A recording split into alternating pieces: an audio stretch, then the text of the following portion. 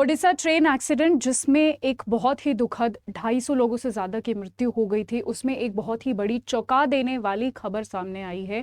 आज हम वही जानेंगे कि क्या ये चौंका देने वाली खबर है। हमारे जो रेलवे मिनिस्टर हैं अश्विनी वैष्णव, उन्होंने एक बहुत ही बड़ी स्टेटमेंट बोली है, या फिर आप बोल सकते हो एक बहुत ही बड़ी स्टेटमेंट की तरफ उन्होंने हिंट किया है। वो क्या है, आज के सेशन में हम जानेंगे। हेलो एवरीवन, मेरा नाम पिंकी है और मैं आप सभी का बहुत बहुत स्वागत करती हूँ अड्डा 24/7 रेगुलेटरी बॉडीज़ पर।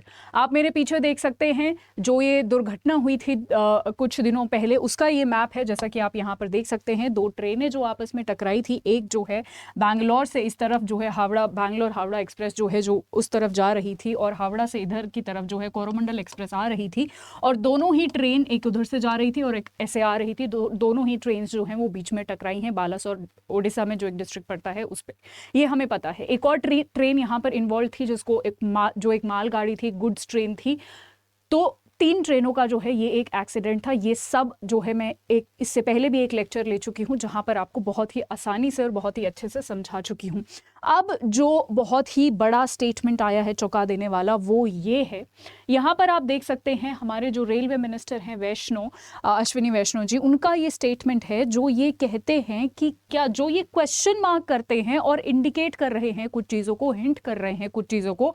हालांकि इन्होंने खुल के सारी चीज़ें नहीं बोली है, और ये बोला है कि एक इंडिपेंडेंट बॉडी है, एक इंडिपेंडेंट एजेंसी है CRS करके, वो जांच कर रही है और उसकी एक बारी ना रिपोर्ट आ जाने दो, उसके बाद ही मैं सारी बातें खुल के बोल पाऊंगा। पर इन्होंने जिन चीज़ों की तरफ इंडिकेट किया है वो बहुत बड़ी चीज़ें हैं। उन्होंने, आप यहाँ पर जो है देख सकते हैं, मैं साफ साफ उनकी स्टेटमेंट यहाँ पर आपको दिखाना चाहती हूँ। किस कारण से ये हादसा किया गया उसकी भी जानकारी जल्द ही सामने आ जाएगी। CRS एक इंक्वायरिंग रिपोर्ट है, एक इंक्वायरिंग रिपोर्ट देने वाली है, एक इंक्वायरी रिपोर्ट देने वाली है, एक एजेंसी है, जिसके बाद वो कह रहे हैं कि सारी जो चीज़ें हैं यहाँ पर साफ साफ पता चल जाएंगी।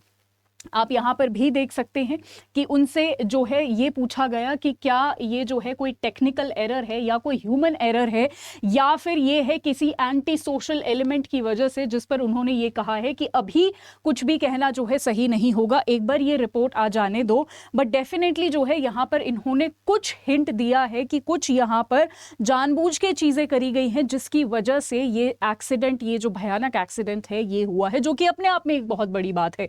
बहरहाल जो भी रिपोर्ट्स आएंगी उसके बाद हम जानेंगे तो क्या ये कोई साजिश है या क्या इसमें जो है चीज़ों को जानबूझ के करने की कोशिश करी गई है। This is not clear yet. The minister was asked कि एंटी सोशल एलिमेंट्स ने ये किया है क्या, बट उन्होंने बोला है कि अगेन उन्होंने हर चीज़ पे यही जवाब दिया है कि एक बारी जो है रिपोर्ट आ जाने दो, बट डेफिनेटली उसके साथ साथ इंडिकेट भी उन्होंने बहुत सारी चीज़ें की है। ये पूरा जो स्टेटमेंट है ये मैं आपको थोड़ा सा और अच्छे से एक्सीडेंट के बारे में थोड़ा सा बताना चाहती हूँ कि क्या उस टाइम पर हुआ था। यहाँ पर आप देख सकते हैं ये कोरोमंडल एक्सप्रेस लाइन की ये लाइन है जहां पर इसको जो है ट्रेन को सीधा जाना था। ठीक है, सो एक्सीडेंट और जो पूरा जो शक जा रहा है वो किस जगह पर जा रहा है और किस चीज के लिए जा रहा है वो यहां पर मैं आपको समझाना चाहती हूं। तो कोरोमंडल एक्सप्रेस जो जब जा रही थी, हम सभी ने देखा, मैंने आपको शुरू में भी मैप में दिखाया कि यहां पर ये कोरोमंडल एक्सप्रेस है। ठीक है, ये इस तरफ जो है हावड़ा से इस तरफ जो है आ रही थी। ठीक है, तो ये जैसे जा रही थी, इसका जो रूट था वो ये था, इसको सीधा जाना था। बट ये जो है इस तरीके से डीरेल होके इस लाइन पे चली गई, और ये लाइन जो है सभी रेलवे स्टेशन पे आपने देखा होगा कि ऐसे ना एक अलग से लाइन बनाई जाती है जहां पर गुड्स ट्रेन वगैरह को जो है खड़ा किया जाता है। तो कोरोमंडल का तो यहाँ पर कोई काम ही नहीं था, उसको सीधा जाना था, बट वो क्यों जो है यहाँ पर डीरेल हुई, वो डीरेल यहाँ पर हुई और यहाँ पर जो गुड्स ट्रेन खड़ी थी उससे टकराई और ये हादसा हुआ।